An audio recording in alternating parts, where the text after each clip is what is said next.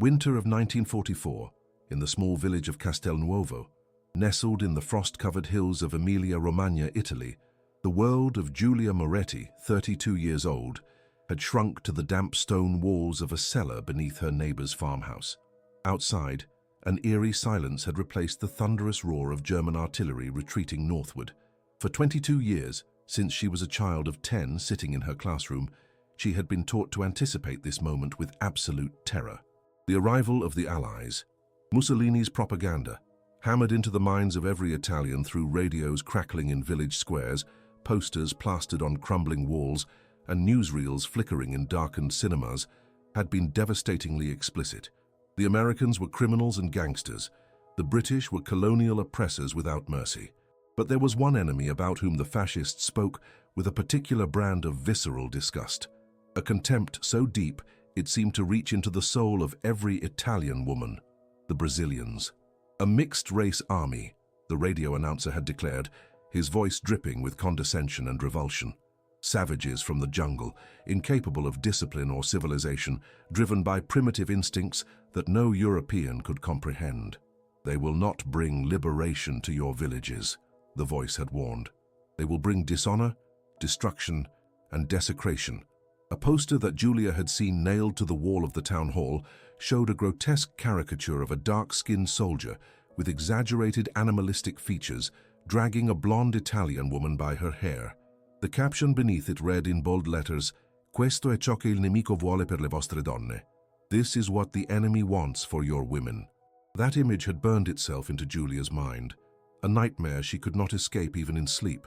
Now huddled in the suffocating darkness with her two daughters, 7-year-old Elena and 4-year-old Lucia, along with her aging mother and 3 other women from the village, Giulia heard the sound she had been dreading for months. The rumble of unfamiliar engines, the grinding of heavy treads on cobblestones, voices shouting in a language she did not recognize, guttural and strange. The monsters were coming.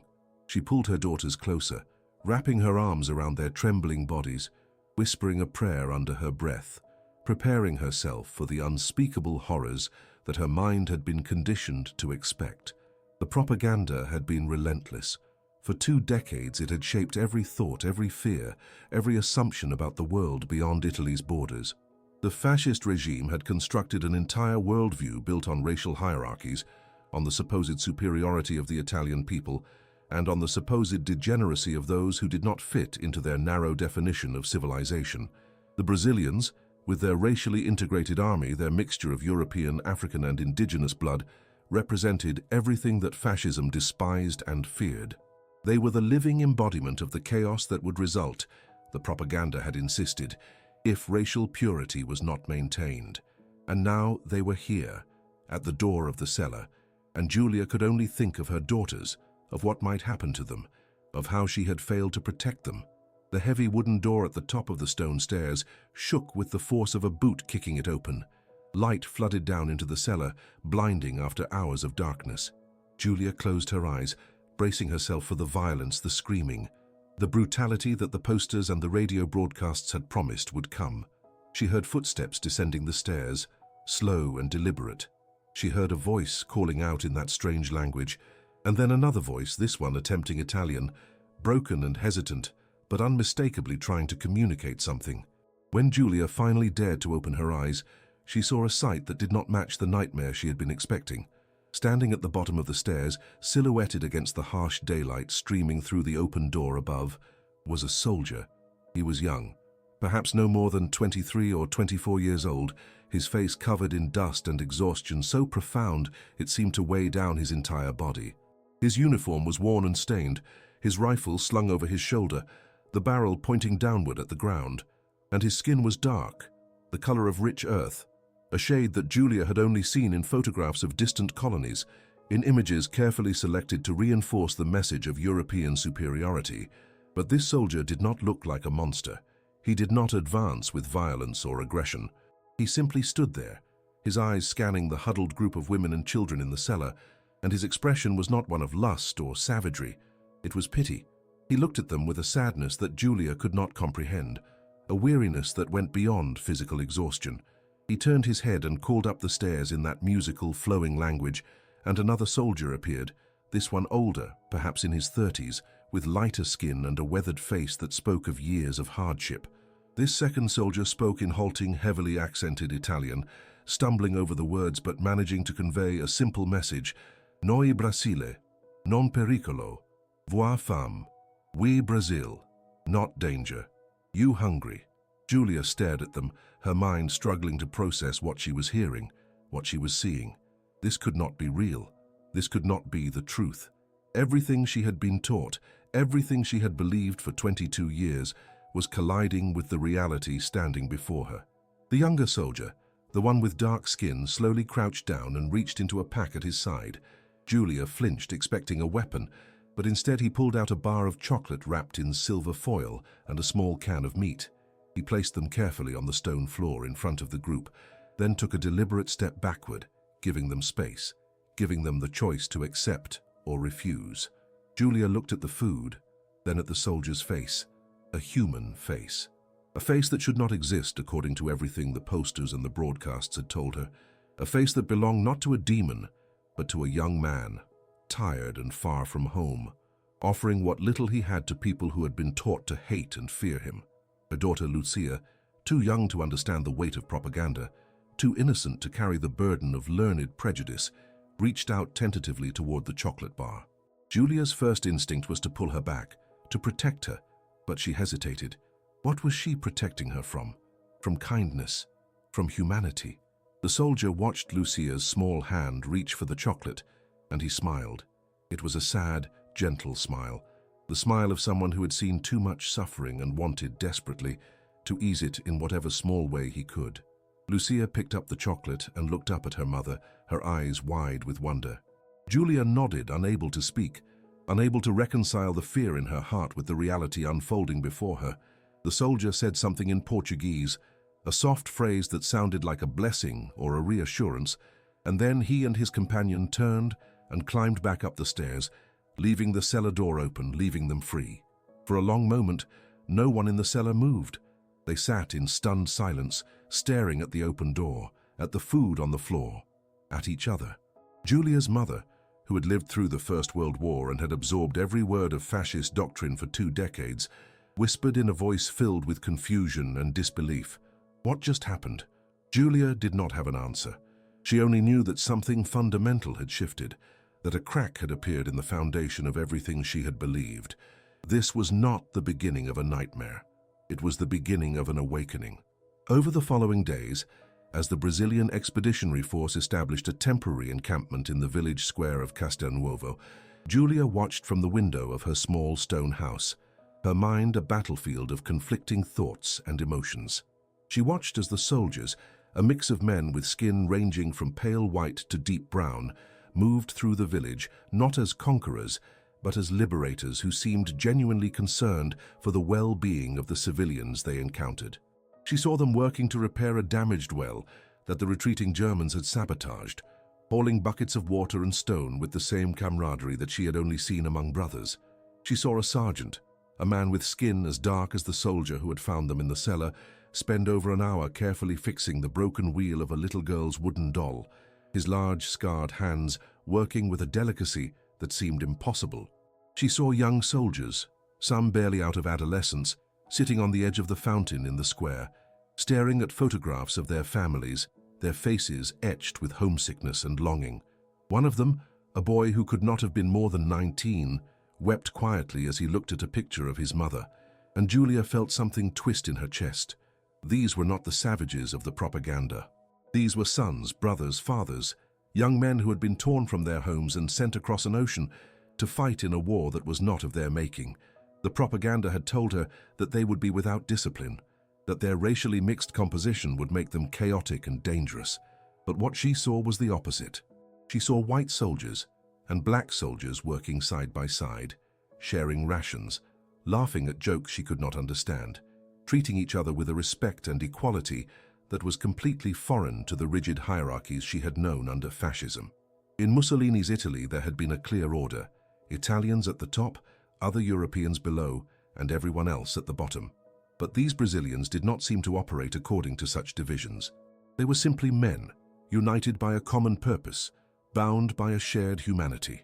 Giulia's neighbor, an older woman named Signora Bianchi, approached her one afternoon as they both stood watching the soldiers.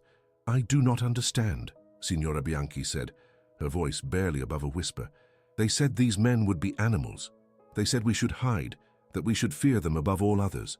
But look at them. They are just boys trying to survive, just like our own sons." Giulia nodded slowly, still unable to fully articulate the transformation happening within her own mind. "They lied to us," she said finally, the words tasting strange and bitter on her tongue. "For 22 years, they lied to us about everything." The days turned into weeks, and the presence of the Brazilian soldiers became a part of daily life in Castelnuovo. They were waiting for orders, preparing for the next phase of the campaign to break through the Gothic line, the formidable series of German defenses that stretched across the northern Apennines. During this lull in the fighting, the interactions between the soldiers and the villagers deepened. The Brazilians shared their rations with the starving civilians, distributing cans of meat, packages of biscuits, and bars of chocolate that seemed like treasures from another world. For a population that had been surviving on chestnuts and bread made from acorn flour, these small offerings were nothing short of miraculous.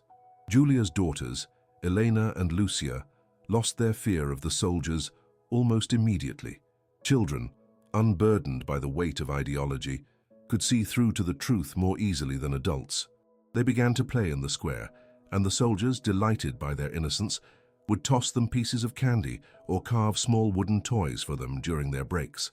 Giulia watched as a corporal named Antonio, a man with skin the color of coffee and a smile that could light up a room, taught Elena how to whistle by blowing through a blade of grass held between her thumbs. Eleanor's laughter, the first genuine laughter Giulia had heard from her daughter in months, echoed through the square, and it broke something open inside Giulia's heart. These men, these supposed monsters, were bringing joy back into a world that had known only fear and deprivation. But the transformation was not without resistance. There were those in the village who clung to the old propaganda, who insisted that the kindness of the Brazilians was a trick, a ploy to lower their guard before the real horrors began. Giovanni Russo, a former blackshirt and a fervent supporter of Mussolini even after the dictator's fall, stood in the square one evening and shouted at the villagers who had begun to accept food from the soldiers. "You are fools," he yelled, his face red with anger and humiliation. "You are betraying everything we were taught. These men are degenerates, mongrels. They will show their true nature soon enough, and you will regret your weakness." Giulia, standing at the edge of the crowd, felt a surge of anger rise within her. For weeks, she had been wrestling with her own doubts, her own internalized fears, but hearing Giovanni's words, hearing him cling so desperately to a lie that had caused so much suffering, something inside her snapped. She stepped forward, her voice steady and clear. "No, Giovanni. The only fools are those who continue to believe the lies we were fed. Look around you. Look at what these men have done. They have not harmed us. They have not dishonored us. They have fed our children and fixed our wells and treated us with more kindness than our own government ever did. The monsters were not the Brazilians. The monsters were the ones who taught us to hate them." The square fell silent. Giovanni stared at her, his mouth opening and closing as if searching for words, but none came. Slowly he turned and walked away, and Giulia felt a strange mixture of relief and sorrow. She had spoken a truth that she had not fully realized she believed until the words left her mouth. The propaganda, the ideology that had shaped her entire adult life was crumbling, and in its place was something she had thought lost forever: the ability to see people as they truly were, not as she had been told they should be. As winter deepened and the mountains surrounding Castelnuovo became shrouded in snow, the Brazilian soldiers prepared for the next phase of their campaign. Giulia learned from one of the officers, a captain who spoke passable Italian, that they would soon be moving north to assault Monte Castello, a strategic position in the Gothic line that the Germans had fortified heavily. The upcoming battle would be brutal, the captain admitted, and many of his men would not return. Giulia felt a strange pang of fear at this news, not for herself or her daughters, but for the soldiers. These men who had shown her and her village such unexpected kindness, who had shattered the lies she had been taught, were marching toward death. She wanted to do something, to express her gratitude in some tangible way, but what could she offer? She had nothing. Her husband had died 2 years earlier in North Africa, fighting for a cause she no longer believed in. Her home was damaged, her resources depleted. All she had were words, and words seemed so inadequate in the face of what these men had given her. On the evening before the soldiers were to depart, the villagers organized a small gathering in the square. It was nothing elaborate, just a few tables set up with what little food they could spare, a gesture of thanks. The soldiers came, grateful and visibly moved by the effort. One of them, a young man named José, the same soldier who had first found them in the cellar, brought out a guitar. The Brazilians gathered around him, and he began to play. The music was unlike anything Julia had ever heard. It was rhythmic and melancholy, filled with longing and a bittersweet joy that transcended language. The soldiers sang along, their voices blending together in harmonies that spoke of home, of love, of saudade. A word Julia learned meant a deep, aching nostalgia for something or someone far away. As she stood there listening to the music, watching these men sing together, black and white and brown, united in their homesickness and their humanity, Julia felt tears streaming down her face. She looked around and saw that she was not alone. Other villagers, even those who had been skeptical, were weeping openly. The music had broken through the last barriers, had reached a place deep within them that the propaganda had tried so hard to seal off. When the song ended, Julia approached José. She did not know what to say, did not have the words in any language to express what she was feeling, so she simply reached out and took his hand. He looked at her, surprised, and she said in halting, broken Portuguese that one of the soldiers had taught her, "Obrigada.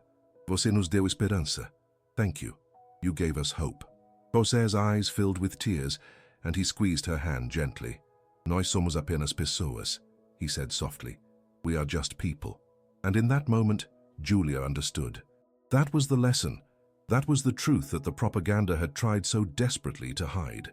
Beneath the uniforms, beneath the skin, beneath the languages and the cultures, they were all just people. People trying to survive, trying to hold on to their humanity in the midst of inhumanity.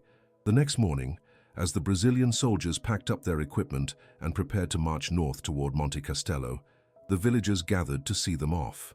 Julia stood with her daughters, watching as the column of men moved through the square, their faces set with determination and fear. She caught José's eye as he passed, and he gave her a small, sad smile. She knew she might never see him again, knew that many of these men would not survive the battles to come, but they had changed her. They had changed the entire village. They had proven that another way of living was possible, that kindness could exist even in the darkest times, and that the lies we are taught can be overcome by the truth of lived experience. The weeks that followed the departure of the Brazilian soldiers were marked by a strange silence in Castelnuovo. The villagers went about their daily routines, repairing what could be repaired, scrounging for food, trying to survive the brutal winter that had settled over the Apennine Mountains. But something had fundamentally changed. The encounter with the Brazilians had opened a door that could not be closed, had planted a seed of doubt about everything they had been taught for more than 2 decades. Julia found herself thinking constantly about the soldiers, wondering if they were still alive, if José and Antonio and the young captain had survived the assault on Monte Castelo that everyone said would be a bloodbath. She had no way of knowing, no way of receiving news from the front lines. All she could do was wait and hope and pray to a God she was no longer certain she believed in. In late February of 1945, word reached the village that the Brazilians had succeeded in their mission. After suffering terrible casualties in their initial attempts, they had finally captured Monte Castelo, along with the American 10th Mountain Division, breaking through a key position in the Gothic Line. The news brought a mixture of relief and sorrow to Julia's heart. Relief that the battle had been won, sorrow for the men who must have died to achieve that victory. A few days later, to her astonishment, the Brazilian soldiers returned to Castelnuovo. They looked different now, harder, more worn, their eyes carrying the weight of what they had seen and done in the mountains. Many were wounded, limping on makeshift crutches or with arms in slings. Some faces that Julia had come to recognize were missing, and she knew without asking that they would never return. The soldiers set up their encampment again in the square, and the villagers rushed to help them however they could. Women who had once hidden in cellars in terror now brought out what little medical supplies they had, offering to tend to the wounded. Julia, who had worked briefly as a teacher before the war and had some rudimentary knowledge of first aid, found herself in the makeshift medical tent that the Brazilian medics had established in the church. She worked alongside the soldiers, cleaning wounds, changing bandages, holding the hands of young men who cried out in pain or delirium. It was grueling, exhausting work, but it felt necessary, felt like a way to repay the kindness that had been shown to her and her village. It was in that medical tent that Julia met Corporal Marcos Silva, a 26-year-old soldier from São Paulo who had taken shrapnel in his leg during the battle for Monte Castelo. Marcos had light brown skin. The product of what he explained was a mixture of Portuguese, African, and indigenous ancestry, a heritage that was common in Brazil, but incomprehensible to most Italians who had been taught to think in rigid racial categories. Marcos spoke surprisingly good Italian, having learned it from his grandmother who had immigrated to Brazil from Sicily decades earlier. As Julia cleaned and dressed his wound, they talked. Marcos told her about his life before the war, about working in a factory in São Paulo, about his dreams of becoming an engineer, about his family who he missed desperately. He told her about the shock of being sent to fight in a war on another continent, about the cold and the fear and the confusion of battle, but he also told her about the camaraderie among the Brazilian soldiers, about how men from vastly different backgrounds, different colors, different regions of Brazil had come together and become brothers in the trenches. In Brazil, Marcos said, his voice thoughtful, we are not perfect. We have our own prejudices, our own problems, but we have learned to live together, to mix, to see each other as Brazilians first. That is what confused the Germans and the fascists. They could not understand an army that was not divided by color, that did not see that as a weakness, but as a strength. Julia listened, fascinated. This was a worldview that was completely alien to everything she had been taught, and yet it made sense in a way that fascism never had. The idea that diversity could be strength rather than weakness, that people of different backgrounds could coexist, not just peacefully but joyfully, seemed almost utopian. But she had seen it with her own eyes in the Brazilian camp. She had seen black soldiers and white soldiers and mixed-race soldiers laughing together, sharing meals, mourning their dead together. It was not a theory. It was a reality. Over the following weeks, as Marcos recovered from his wound, he and Julia spent more time together. Their conversations deepened, moving from small talk to discussions about politics, philosophy, the nature of prejudice, and the possibility of building a different kind of world after the war. Julia found herself drawn to Marcos, not just because of his kindness or his intelligence, but because he represented something she had thought impossible, proof that the fascist worldview was fundamentally wrong. He was living evidence that people of different races could be equals, could be friends, could be more.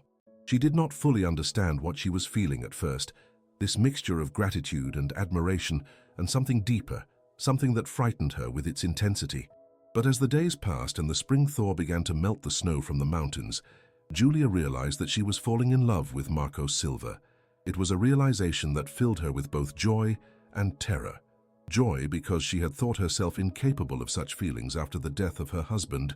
Terror because she knew what such a relationship would mean in the eyes of the village, in the eyes of a society that still clung to many of its old prejudices, even as the fascist regime crumbled.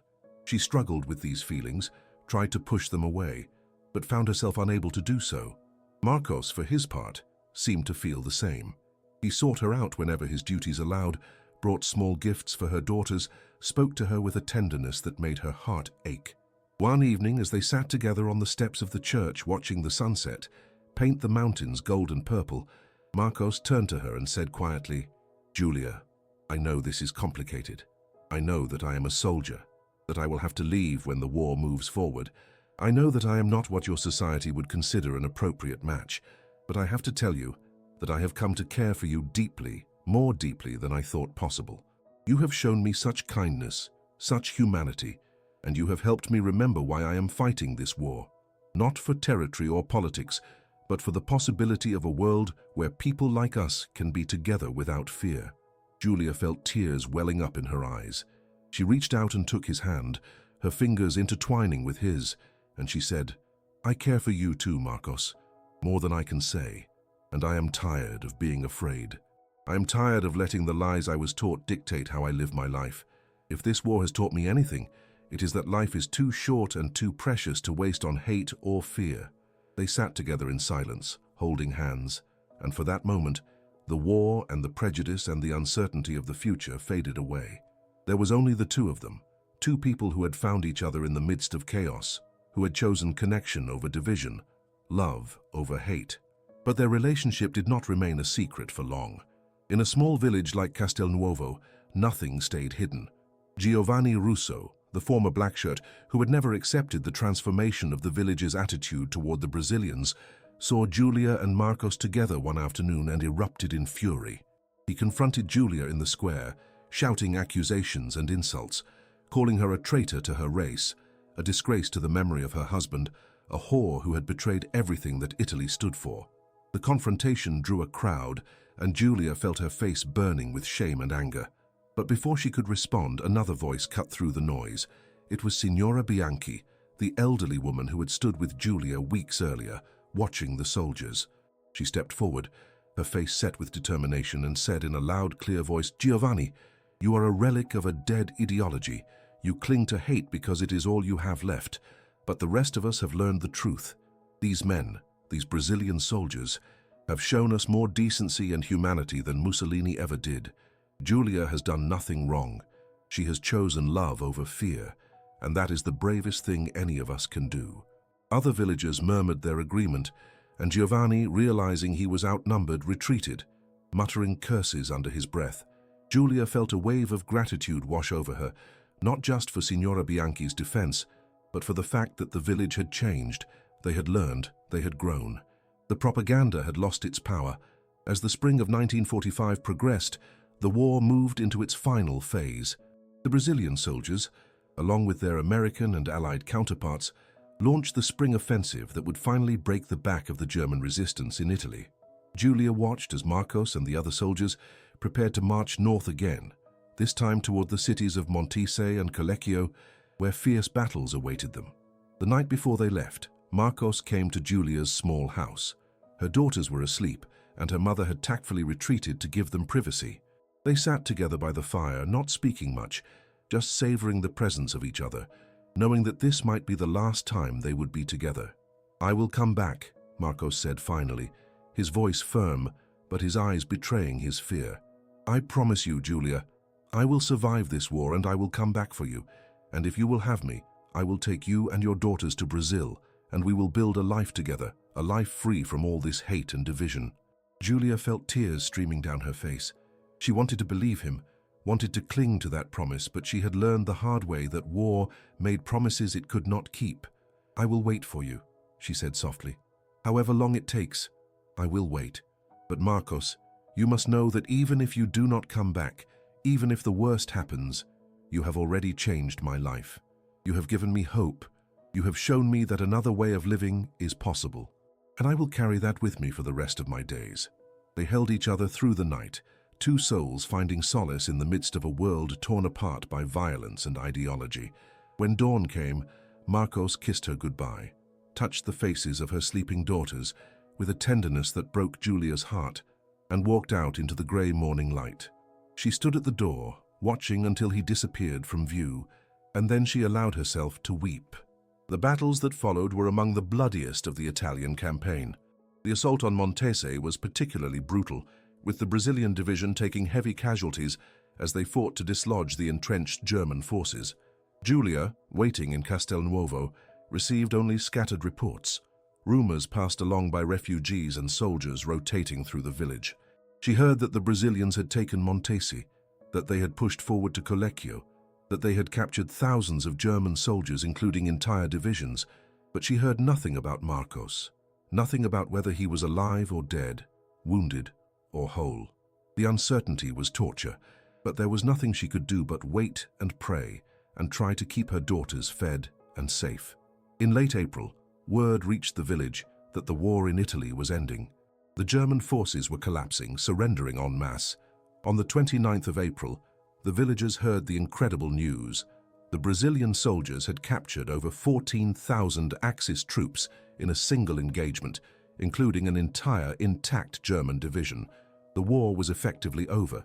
A few days later, the Brazilian soldiers returned to Castelnuovo for the last time, and Julia stood in the square, her heart in her throat, searching desperately for Marcos's face among the weary, triumphant men. For long, agonizing minutes, she did not see him, and despair began to settle over her like a shroud. But then there he was, limping slightly but alive, his face breaking into a smile when he saw her. She ran to him, propriety and caution abandoned, and threw her arms around him.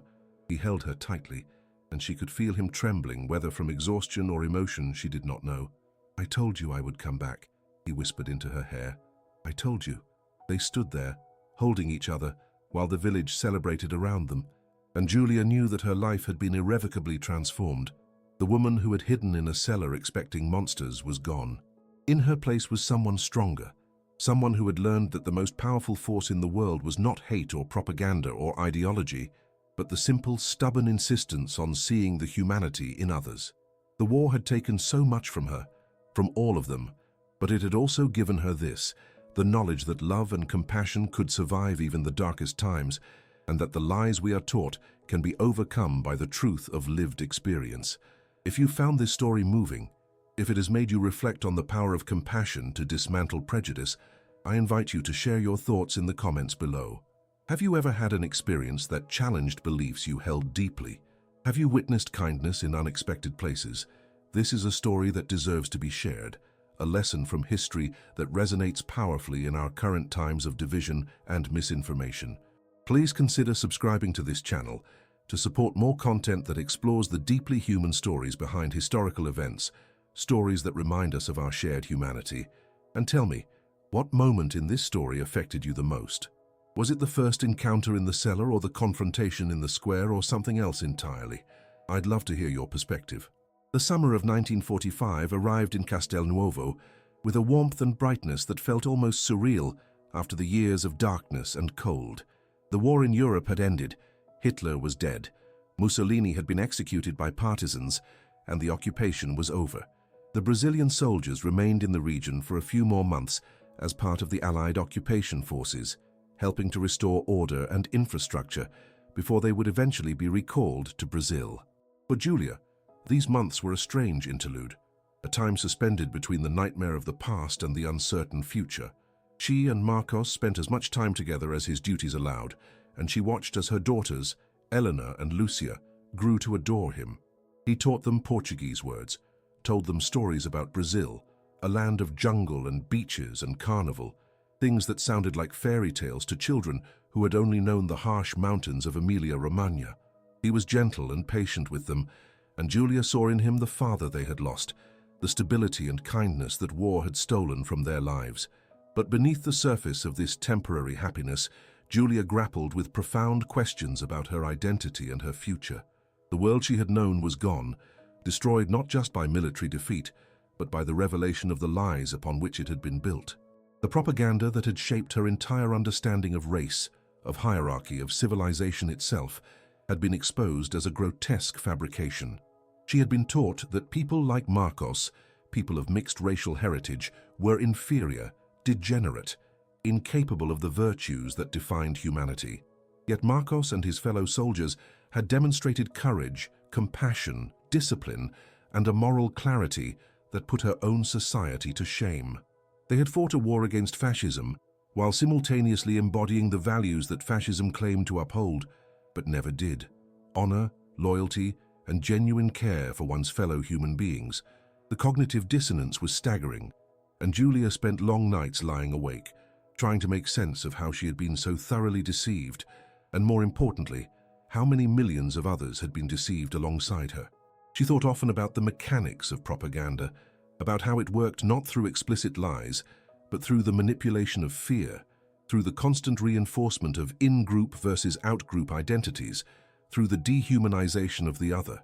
The posters, the radio broadcasts, the newsreels, they had not simply told Italians that Brazilians were dangerous, they had made it impossible to imagine Brazilians as anything other than dangerous. They had closed off the possibility of empathy before any real encounter could take place. But direct human contact had shattered that carefully constructed wall. One conversation, one act of kindness, one shared meal had done what years of counter-propaganda could never have accomplished. It had allowed Julia to see Marcos and his fellow soldiers as they truly were: human beings, complex and flawed and beautiful in their humanity. This realization was both liberating and terrifying.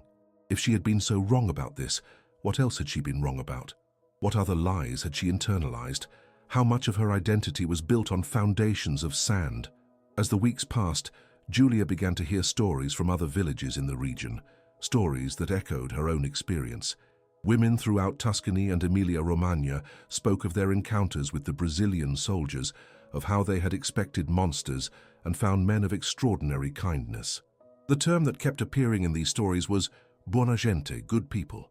It had become the nickname for the Brazilians, a phrase that captured the profound disconnect between expectation and reality. In some villages, romances had blossomed, just as they had in Castelnuovo. Italian women and Brazilian soldiers were falling in love, planning futures together, defying centuries of social convention and decades of racial ideology.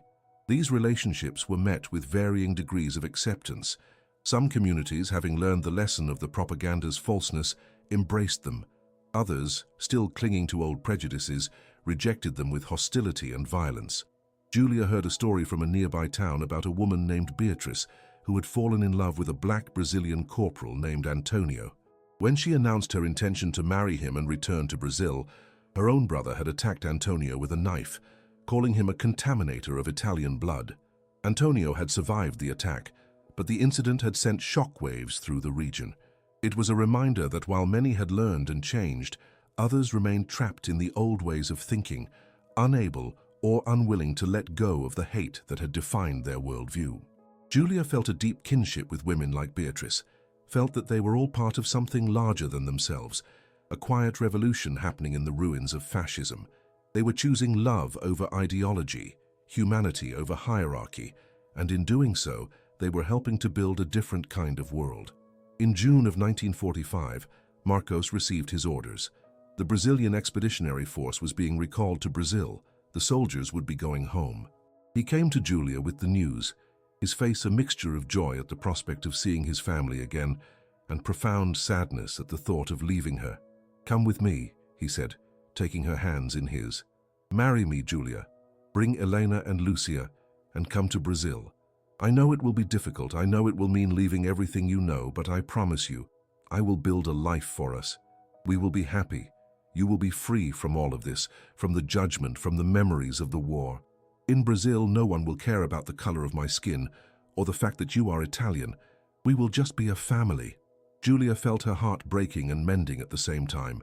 Everything in her wanted to say yes, to take this leap into the unknown, to choose the promise of a new life over the familiar ruins of the old. But the decision was not simple. She had her mother to think about, an elderly woman who would never survive the journey to Brazil. She had her home such as it was, the village where she had been born and raised. She had the graves of her husband and her father, anchors to a past that she could not simply abandon.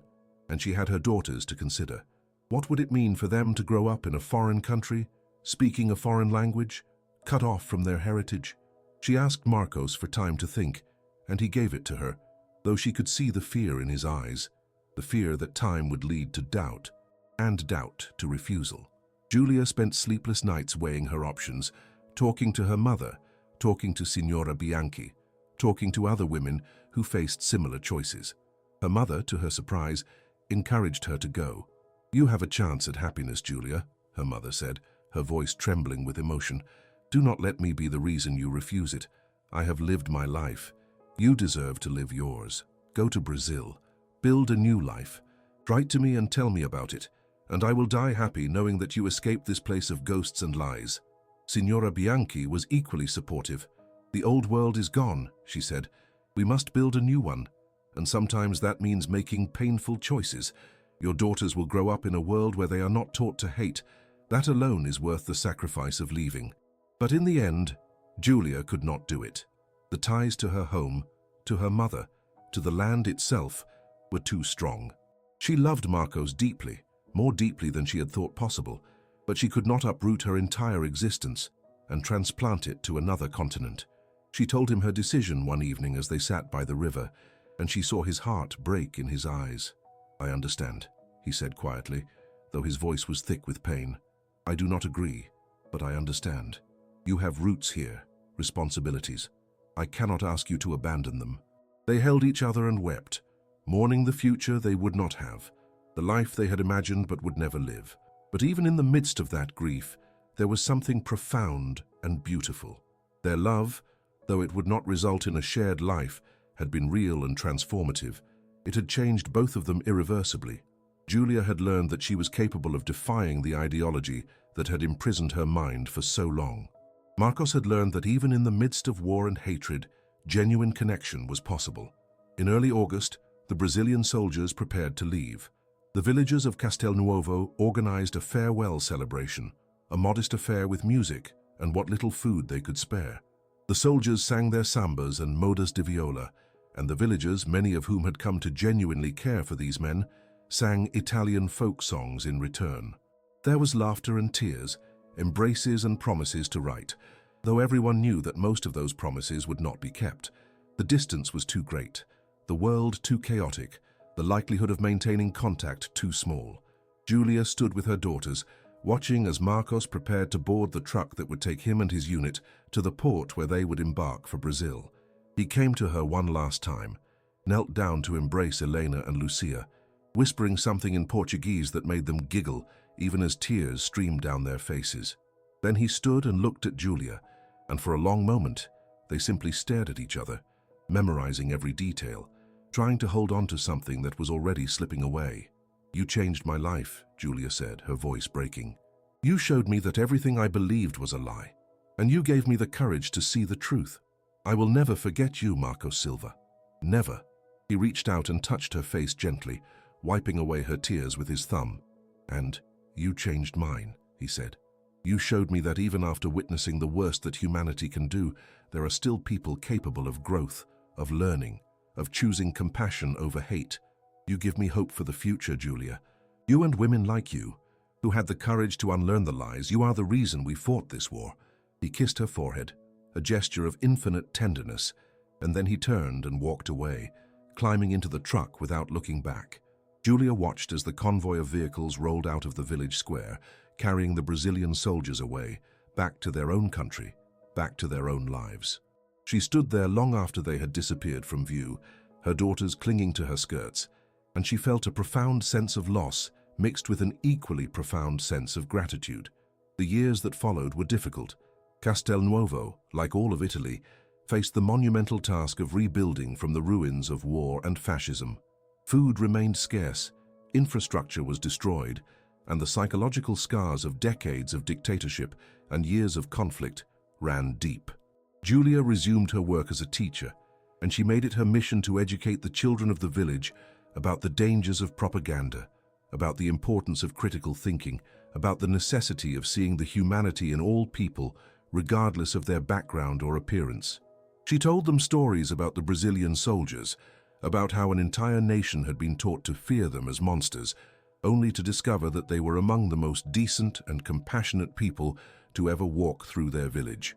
She showed them that lies, no matter how often repeated, could not survive direct contact with truth. As the children grew, they carried those lessons with them, and slowly, generation by generation, the poison of fascist ideology was diluted and replaced with something healthier. Julia never married again. She received a few letters from Marcos in the years immediately after the war, letters that arrived sporadically and told her about his return to São Paulo, his struggles to readjust to civilian life, his work rebuilding his own country. But eventually the letters stopped coming, and Julia accepted that their lives had diverged permanently. She did not know if he had married, if he had children, if he was even still alive, but it did not matter. What mattered was that he had existed, that their love had been real, and that it had fundamentally altered the trajectory of her life. In the decades that followed, Julia watched as Italy transformed from a fascist dictatorship to a democratic republic, as the country grappled with its past and tried to build a future based on different principles. She watched as the stories of the Brazilian expeditionary force, the Buona Gente, slowly faded from public memory, relegated to footnotes in history books, overshadowed by the larger narratives of the war. But she never forgot. She kept a small wooden cross that Marcos had carved for her, a simple object that represented everything she had learned, everything she had overcome. When her daughters grew up and had children of their own, She told them the story of the Brazilian soldiers, of how her world had been turned upside down in the winter of 1944, of how she had learned the most important lesson of her life, that humanity transcends ideology, that compassion is more powerful than hate, and that the lies we are taught can be overcome by the courage to see the truth. Giulia Moretti lived to the age of 87, dying peacefully in her sleep in the year 1999. At her funeral, her grandchildren and great-grandchildren spoke about her legacy, about the way she had taught them to question authority, to think critically, to never accept easy answers about complex questions. They spoke about the story she had told them so many times, the story of the soldiers from Brazil who were supposed to be monsters, but turned out to be men, good men, who had shown kindness in the darkest of times.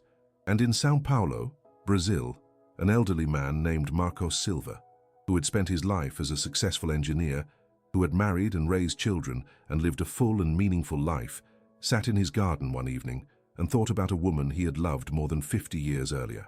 He thought about a village in the mountains of Italy, about a war that had taken so much, but had also given him something precious, the knowledge that love could bloom even in the midst of hatred, that one person's courage to change could inspire others, and that the small acts of kindness performed by ordinary people could have effects that rippled through generations. He did not know that Giulia had died, did not know that her story and his were still being told to children and grandchildren in a small Italian village. But he felt in some deep and indefinable way that their love had not been in vain, that it had meant something, that it had been part of a larger transformation, and he smiled, looking up at the stars, and whispered in Portuguese, "Obrigada, Giulia, por tudo." Thank you, Giulia, for everything. The story of Giulia Moretti and Marcos Silva, and thousands of others like them, stands as a testament to the most powerful truth of all, that propaganda cannot survive direct human contact, that ideology collapses in the face of lived experience, and that the simple act of recognizing the humanity in another person is the most revolutionary force in the world. The Italian women expected monsters. Instead, they found the Brazilian soldiers of the FEB, and in finding them, they found themselves. They found the courage to reject the lies they had been taught, to embrace a more complex and compassionate understanding of the world, and to pass that understanding on to future generations. This is the legacy of the Buona Gente, not just military victories or strategic conquests, but the quiet transformation of hearts and minds, one person at a time, one act of kindness at a time, until the foundations of hatred crumbled and something better could be built in its place. If this story has touched you, if it has made you reflect on the power of compassion to overcome prejudice, I warmly invite you to share where you are watching from in the comments. Are you in Brazil, feeling pride in this forgotten chapter of your nation's history? Are you in Italy, perhaps having heard stories from your grandparents about the war? Or are you somewhere else entirely, connecting with the universal themes of this narrative? I would love to know. This is a story that transcends borders and generations, a reminder that in our current age of division and misinformation, the antidote remains the same: direct human contact, the courage to question what we've been taught, and the willingness to see the humanity in those we've been told to fear. If you enjoyed this video and want to see more deeply human stories from history, stories that challenge our assumptions and remind us of our shared humanity, please consider subscribing. And tell me, what did you learn from Giulia and Marcos's story? What moment will stay with you? Your thoughts and reflections are what make this community meaningful. Thank you for being here.